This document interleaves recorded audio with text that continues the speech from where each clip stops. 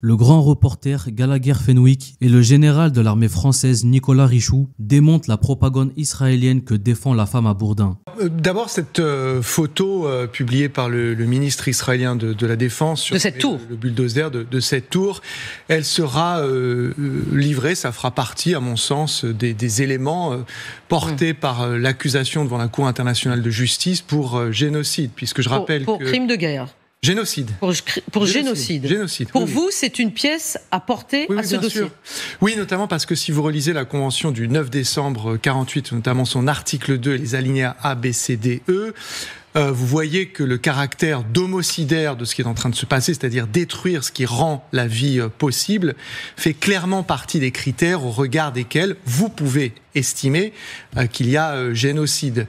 Et je pense que si on voit autant d'Israéliens dans les rues de Jérusalem et d'autres villes ce soir, c'est aussi parce qu'ils entendent ce mot se répandre de plus en plus. Une association de chercheurs spécialistes de la question génocidaire qui votent très majoritairement une résolution pour dire que ce qu'ils observent sur le terrain et dans la bouche des responsables israéliens correspond à ces critères. Ça fait suite aux propos de l'écrivain israélien David Grossman, qui est une boussole morale dans le pays, des ONG israéliennes, etc.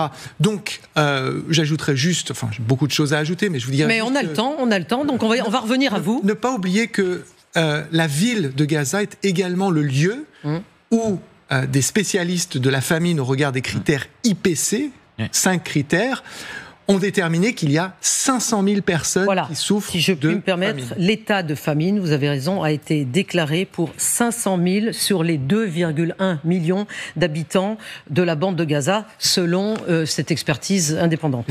Cas précis. Mais là, dans ce cas précis, on va vers la catastrophe, véritablement. Je rappelle que le déplacement forcé de population est constitutif de crimes contre l'humanité. Oui. Alors je dis bien constitutif. Moi, je ne sais pas si c'est du génocide, si c'est du crime de guerre ou du crime contre l'humanité. Ce sera un tribunal international de le décider. En tout état de cause, c'est constitutif de crimes au moins contre l'humanité. D'autre part, ce que j'observe, et on voit bien les réticences de Tzal, c'est que c'est une armée trop petite pour les objectifs qui ont été donnés. Ils le savent. Quand on a une armée de 450 000 personnes, qu'il faut tenir une bande de cette taille-là, il faudrait, je dirais, moi, tenir au moins avec 100 000 soldats en permanence. Donc ils ne sont pas assez nombreux. Mais ils ne sont pas assez nombreux. Donc ça ne marchera pas. Mais ça ne peut pas marcher. Ça ne peut pas marcher. Ils ne réduiront pas le Hamas.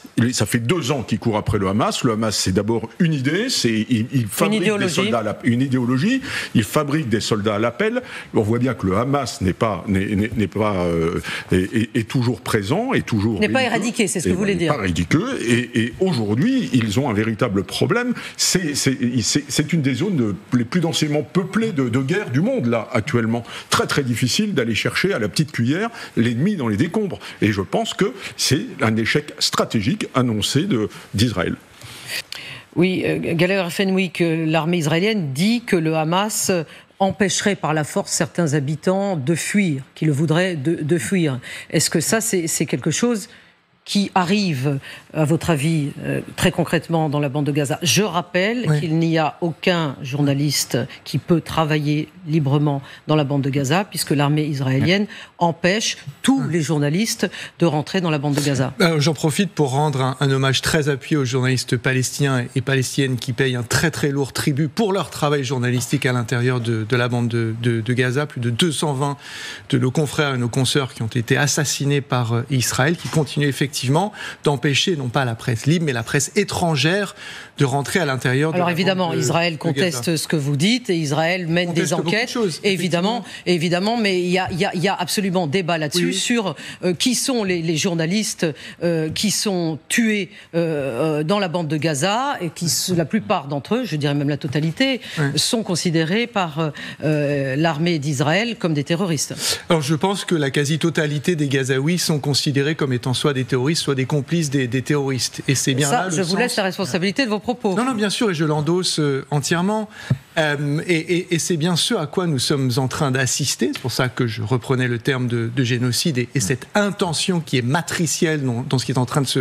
Donc pour vous, le but, c'est quoi, Gallagher Fenwick? C'est quoi? C'est quand? On va y arriver quand? D'accord.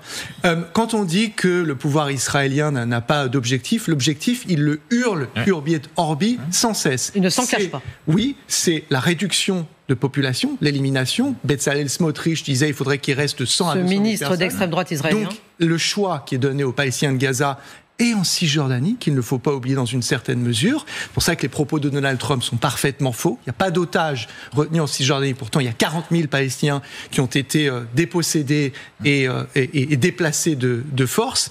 Le choix qui est donné aux Palestiniens de Gaza, il est très simple, c'est la valise ou la mort. Pourquoi est-ce qu'ils attaquent Gaza?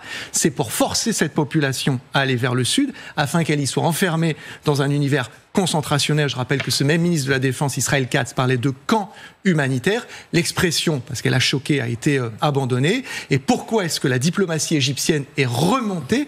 Parce qu'elle ne veut pas devenir prestataire, facilitatrice du crime de guerre que serait l'épuration ethnique et donc l'expulsion de 2 millions de Palestiniens, ou en tous les cas ceux qui restent vivants, de cette partie, avec la complicité active des États-Unis et passive des Européens qui pourraient activer des leviers. Nous allons continuer à suivre bien sûr la situation sur LCI, notamment évidemment si il y a une opération imminente. Puis on enchaîne avec Clémence Guettet, députée LFI, qui a remis en place ce journaliste qui s'est pris pour l'avocat de Beyrouth.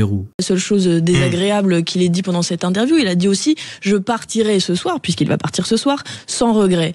Eh bien, moi j'ai envie de lui dire que nous avons des regrets. C'est que nous n'ayons pas réussi à le faire partir plus tôt. Alors factuellement, il n'a pas complètement tort, parce que le RN, c'est quand même votre meilleur ennemi, et vous votez main dans la main avec lui pour sortir François Bayrou. Non, il y a une situation très simple.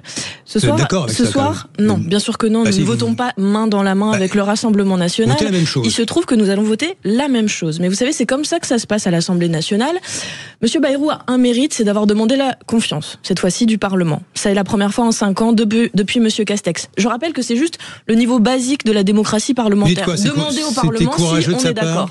Non, je trouve que c'est revenir aux fondamentaux, alors même que l'écrasement de l'Assemblée a été considéré comme une habitude jusqu'ici. Et en effet, nous allons voter la défiance envers le gouvernement parce que nous ne voulons pas de son budget. Voilà. Clémence Guettet, très bien, vous allez avoir la tête de François Bayrou. On fait quoi derrière? Moi, je vous pose la question, on va essayer d'imaginer un ou deux scénarios.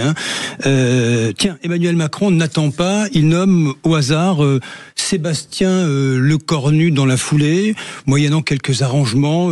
J'ai essayé de faire un peu le tri, taxation des hauts revenus, suppression de certaines niches fiscales. François Bayrou l'avait évoqué devant la CFDT, toilettage des aides aux entreprises, donc quelque chose qui tiendrait un petit peu avec des gages, notamment au Parti socialiste. C'est possible. Vous m'avez dit plusieurs scénarios. Alors c'est quoi le deuxième scénario? Répondez à celui-ci d'abord. Celui-ci, je n'y crois pas. Je vais vous expliquer très simplement ce qui est face à nous aujourd'hui.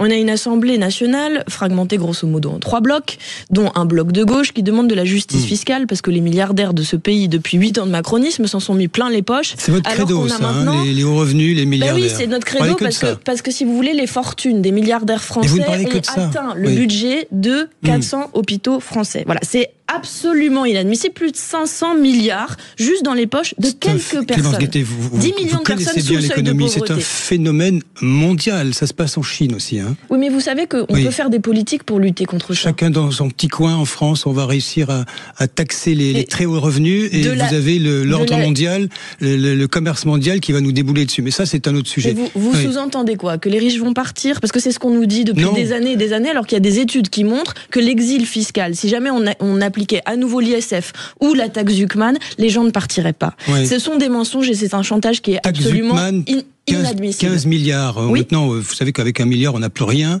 Rendement 15 milliards, c'est déjà pas mal quand on en cherche 44 prétendument. Oui, voilà, ça évite de supprimer encore des services publics. Quand on a 3400 milliards en déficit, en dette, c'est compliqué. Oui, non mais d'où vient la dette? 1000 milliards de dettes supplémentaires. Pourquoi? Parce que 200 milliards d'aides aux entreprises par an et parce que 200 milliards environ de cadeaux fiscaux aux plus riches. Il était prêt à revenir là-dessus, François Bayrou. Mais c'est pas vrai. Il proposait des mesures absolument anecdotiques en matière de volume, pour les très très hauts revenus, et par ailleurs des mesures transitoires. Vous auriez pu en discuter. Ce qu'il nous faut, c'est de la justice fiscale sur le temps long, c'est-à-dire on pérennise le fait que les riches doivent participer à l'effort national. Clémence Guettet, je peux répondre à votre scénario ou pas? Oui. Vous m'avez posé une question. Le cornu. J'en ai un autre. Oui, j'imagine. Franchement, on pourrait en accumuler 10 des scénarios comme ça. Il y a Darmanin, il y a tous ceux qui sont en train de gratter à la porte en ce moment. Ils sont nombreux. Le cornu. Comment y trouver une majorité pour que ça tienne? Il trouve une majorité en allant potentiellement du Parti Socialiste jusqu'à LR. Ça veut dire que M. Faure se met d'accord avec M. Wauquiez pour faire des politiques. Est-ce que des politiques racistes vont pouvoir être menées? Le bloc central, M. Wauquiez serait sans doute d'accord. J'ose espérer peut-être que...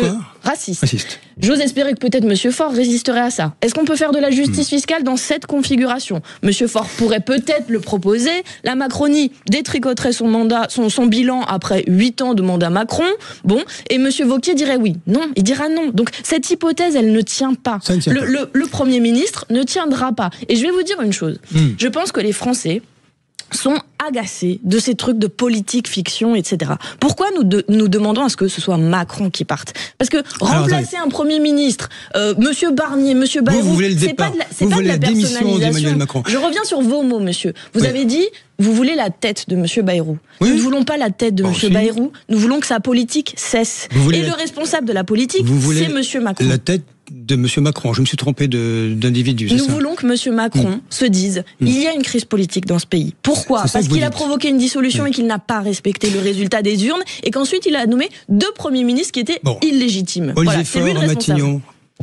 Olivier Faure à Matignon, c'est mon deuxième scénario, et puis on va passer à autre chose. Olivier Faure à Matignon.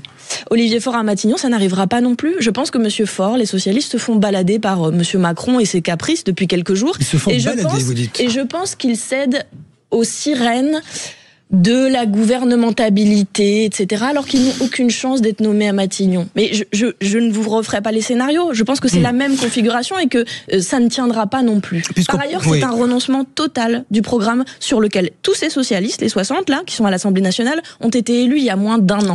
Voilà. Oui, c'est un renoncement total. Vous savez, dans le contre-budget qu'ont présenté les socialistes la semaine dernière, alors c'est un peu moins d'austérité, c'est plus de 20 milliards qu'ils veulent aller chercher dans les poches des Français au lieu des 44 de M. Bayrou. C'est très NFP quand même, Nouveau Front Populaire, ce qu'ils proposent. Alors, dans ce contre-budget, c'est intéressant quand même. Pas d'abrogation de la réforme des retraites, juste une petite suspension temporaire. Pas de dégel du point d'indice des fonctionnaires, c'est-à-dire que leur niveau de pouvoir d'achat n'augmente pas. Aller chercher dans les agences de l'État, l'Office français de la biodiversité par exemple, pas d'amélioration de la bifurcation écologique, pas d'augmentation des petites pensions de retraite. C'est une rupture totale avec le programme sur lequel on a été élu. Et c'est eux les premiers responsables devant les gens qui leur ont donné leur suffrage il y a 1 an. S'il y a une dissolution à terme dans cette histoire, Clémence Guettet, vous irez seule aux législatives? S'il y a une dissolution, on fera comme on a fait les 2 fois précédentes, on fera une offre programmatique. Voilà. Mais vous pouvez pas vous divorcer aussi violemment avant et vous dire finalement on va se remettre ensemble après. Écoutez, c'est compliqué. Les socialistes, il est clair que en 2 jours, ils vont pas passer. Je vous rejoins en fait. Les socialistes ne vont pas passer en 2 jours de « on veut gouverner avec les macronistes et avec LR », certains écologistes également, je vous rappelle ce qu'a dit M. Jadot hier, il a dit grosso modo la même chose, ils vont pas passer de ça à « nous voulons à nouveau un programme de rupture ». Mais ça les regarde eux. Moi je sais qu'à l'Assemblée nationale, il y a aussi des communistes et des écologistes qui savent sur quel programme ils ont été élus, sur quel programme de rupture est très ambitieux et qui potentiellement voudront discuter. Mais ce que je vous dis, c'est que nous serons prêts à retourner devant les gens. Voilà. Et les gens, les électeurs notamment, ont une mémoire politique. Je pense qu'ils sont écœurés par le cirque auquel ils assistent avec en ce moment. Avec LFI tout seul qui pèse tout mouillé 10% dans les intentions de vote, quelles que soient les enquêtes. Oui, bon, quelles que soient les enquêtes, à la dernière dissolution, c'était le Rassemblement national qui arrivait en tête. Et ça ne s'est pas produit. 10%. Vous pesez 10% selon les enquêtes qui sont des enquêtes sérieuses. Mais oui, non mais monsieur, comment vous pouvez y aller seul? La dernière fois, c'était des enquêtes sérieuses aussi. Vous n'irez pas seul. Qui disaient que le RN arrivait en tête. Non, mais vous n'irez pas seul. C'était pas des enquêtes sérieuses la dernière fois? Vous n'irez pas seul. Mais monsieur Akili, ce que je vous dis, c'est que nous je parle en nombre d'électeurs. Non, mais moi je vous parle programme. En fait, c'est ça qui fait que peut-être nous ne nous comprenons pas ce matin et que parfois nous ne nous comprenons pas avec les socialistes. Nous faisons des propositions aux gens. Voilà, on n'est pas en train de faire des manigances pour sauver le plus de nombre de postes possible. Le PS n'est plus sur vos bases, ça c'est sûr. Clémence Guettet, vous avez vu la polémique qui a tourné tout le week-end, 2 journalistes, 2 cadres du PS enregistrés à leur insu, évoquant l'avenir de la gauche justement. Vous avez vu les extraits, comment est-ce que vous avez réagi vous-même? La première chose, c'est sur le fond. les déclarations qui sont faites à ce moment-là, notamment des cadres du Parti Socialiste. J'imagine que ça a fait plaisir à tous les gens qui font des réunions en ce moment avec eux pour désigner un hypothétique candidat commun en 2027, de savoir qu'en fait le Parti Socialiste prépare la candidature de M. Glucksmann. Mais bon, ça les regarde, nous on le savait très bien. La deuxième chose, sur le fond aussi, c'est que je ne suis pas surprise que des éditorialistes, des journalistes, etc. affectionnent M. Glucksmann. Par ailleurs, c'est un café où il y a une discussion, chacun donne son avis. Voilà, ça c'est pour le contexte. Je vous rappelle que en 2017, par exemple, il y avait beaucoup de médias, beaucoup de journalistes aussi, qui clairement mettaient en avant M. Macron. Et la troisième chose que je voulais dire juste là-dessus, c'est sur les méthodes, sur le fait que c'est une caméra cachée, sur le fait que c'est aussi un média d'extrême droite qui sort cet extrait, et le fait que nous sommes inquiets de manière générale sur l'extrême droitisation des médias, sur le fait que ce sont quelques milliardaires qui possèdent les médias. Les enregistrements de la sorte. C'est pas d'extrême droite, Mediapart. Non, en effet, ils sont pas d'extrême droite, mais enfin, en l'occurrence, c'est Frontières, il me semble, donc c'est un média d'extrême droite. Je termine juste là-dessus, sur le fait que, sur l'hyper-concentration des médias, et sur le fait qu'aujourd'hui, il faudrait, selon nous, un contrôle citoyen bien plus important du système médiatique, ça, c'est clair que cet extrait, en l'occurrence, le confirme. C'est l'incorrect, c'est pas Frontières. Ah oui, pardon, excusez-moi. Oui, Jean-Luc Mélenchon a déclaré à Lille qu'un nouvel acteur politique était né, c'était le peuple. C'est pas nouveau, La colère est légitime, a-t-il dit, elle est profonde, il faudra aux puissants 1789 pour qu'ils mettent la main à la poche. Ma question, est-ce que vous voulez la révolution ? Est-ce que vous voulez obtenir de la rue ce que vous ne gagnez pas par les urnes ? Parce que là, c'est un appel à la révolution. C'est une question très intéressante. Ouais. On a toujours dit qu'on était partisans de la révolution citoyenne. Nous pensons que dans notre société, ce qui canalise une potentielle violence, de potentiels désaccords, c'est la démocratie, le système démocratique. C'est pour ça qu'on appelle à ce que Macron s'en aille et qu'on puisse à nouveau trancher dans ce pays une option pour le pays en matière économique notamment, puisqu'en ce moment on a tout un discours catastrophiste sur la dette et un refus de la justice fiscale de manière générale. Les gens ne veulent pas le chaos, Clémence Guettet, ils ne veulent pas la révolution. Mais le chaos, c'est Macron. Ils veulent de la justice, ils ne veulent pas de la révolution dans la rue. Non, je vous parle d'une révolution citoyenne. C'est très différent. C'est dans les urnes. 1789, ça veut dire qu'on vote. Ça veut dire ce que ça veut dire. Et ça veut dire aussi que dans 2 jours, vous le savez, aujourd'hui, Bayrou tombe, c'est un sujet qui est réglé. Il a déjà fait sa tournée d'adieu et il y aura ce soir des pots de départ pour fêter son départ. Le 10, il y a un blocage du pays, un blocage économique, avec de nombreux syndicats qui appellent à se mobiliser et un mouvement spontané de riposte citoyenne, populaire, qui s'auto-organise et des gens qui disent on n'en peut plus. Voilà. Le message, il est très simple. On ne veut pas du budget Bayrou et on veut l'abrogation de la réforme des retraites. Le 10 septembre, la bloquons tout, vous êtes monté en marche, Hop, ce que vous n'avez pas fait avec les Gilets jaunes, vous êtes tenté de le faire. Bon, les Gilets jaunes... Nous verrons bien ce qu'il y aura mercredi. Ça c'est sûr. Vous et moi, nous ne sommes pas Madame Irma et nous ne savons pas. Nous avons appelé, et Jean-Luc Mélenchon, dans le même discours que vous citiez, a appelé à ce que tout se fasse pacifiquement. Mais il est clair que nous assumons qu'il y a un rapport de force économique qui doit être mené avec le pouvoir aujourd'hui et que les gens ont raison de se mobiliser dans la rue. Clémence Guettet, vous êtes un pilier de la France Insoumise, c'est vous qui écrivez le programme, Oui. Oui, bah oui. Enfin, je coordonne le programme. Oui. Vous êtes modeste. Vous êtes première vice-présidente de l'Assemblée nationale, vous pesez un peu dans le système. Quand vous entendez ce que raconte pendant 3h30 Madame Rima Hassan, Thinkerview, et qui s'en prend également à Aymeric Caron, un de vos collègues de l'Assemblée nationale, mais qu'est-ce que vous dites ? Elle est toujours membre de la France Insoumise ? Bien sûr que Rima Hassan est membre de la France Insoumise. Vous validez ce qu'elle raconte ? Mais non, je ne valide pas ce que les orateurs, oratrices de la France Insoumise racontent, comme vous dites. Je vais vous faire un aveu, je n'ai pas regardé in extenso les 3h30 d'interview de Madame Rima Hassan. Ce que je peux vous dire aussi, c'est que nous sommes extrêmement fiers que Rima Hassan soit élue eurodéputée et qu'elle soit en ce moment même à Tunis pour le départ de la flottille qui part pour briser le blocus humanitaire pour Gaza. La flottille avec Madame Adèle Haenel, on parle de la même, Oui, exactement. Enfin, en fait, vous savez qu'Adèle Haenel, c'est quand même une personnalité du monde du cinéma qui a compté au départ de MeToo, des violences faites aux femmes. Et vous trouvez normal qu'elle participe à une flottille qui va soutenir quelque part, de fait, un mouvement terroriste qui a commis autant de féminicides le 7 octobre ? Cette question que vous posez, monsieur, elle contient un nombre de contre-vérités qui est hallucinante. La flottille, elle ne va pas soutenir le Hamas, puisque c'est à ça que vous faites allusion. Le Hamas tient toujours Gaza. La flottille, elle va soutenir les Palestiniens et les Palestiniennes qui sont aujourd'hui affamés. C'est 500 000 personnes qui sont menacées de famine. On bat là-bas les records de gamins qui sont amputés. Aujourd'hui, l'aide humanitaire rien à voir avec le Hamas. Vous dissociez les choses. Mais bien sûr que je dissocie les choses. C'est une flottille, vous savez. Vous dites quoi? Écoutez, le Hamas, vous dites parce que quoi? visiblement, Rendez les otages? vous n'avez pas compris ce qu'était cette flottille. C'est des dizaines de bateaux qui partent parce que l'aide humanitaire aujourd'hui ne rentre pas dans Gaza. Vous dites quoi du Hamas? Rendez les otages? Mais bien sûr, rendez les otages. Arrêtez la guerre. Mais nous l'avons toujours dit. Et par ailleurs, vous le savez, les discussions avancent. Monsieur Trump a fait des commentaires aujourd'hui sur le fait que nous n'avons pas cessé d'espérer depuis 23 mois un cessez-le-feu le plus rapide.